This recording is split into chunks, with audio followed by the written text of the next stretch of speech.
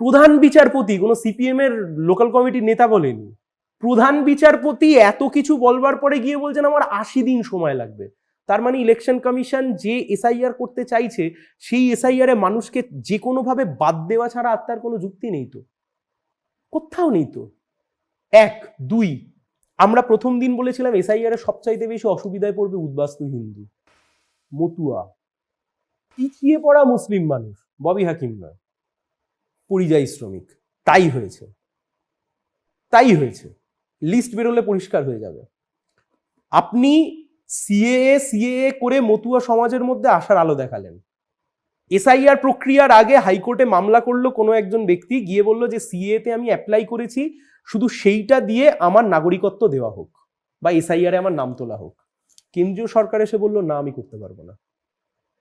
তাহলে ভনিতা নয়? প্রধান বিচারপতি কোনো সিপিএম এর লোকাল কমিটির নেতা বলেনি। প্রধান বিচারপতি এত কিছু বলবার পরে গিয়ে বলছেন আমার ৮০ দিন সময় লাগবে। তার মানে ইলেকশন কমিশন যে এসআইআর করতে চাইছে সেই এসআইআর এ মানুষকে যে কোনোভাবে বাদ দেওয়া ছাড়া আর তার কোনো যুক্তি নেই তো, কোথাও নেই তো।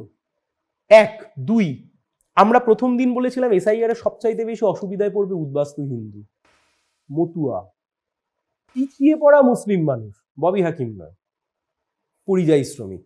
তাই হয়েছে।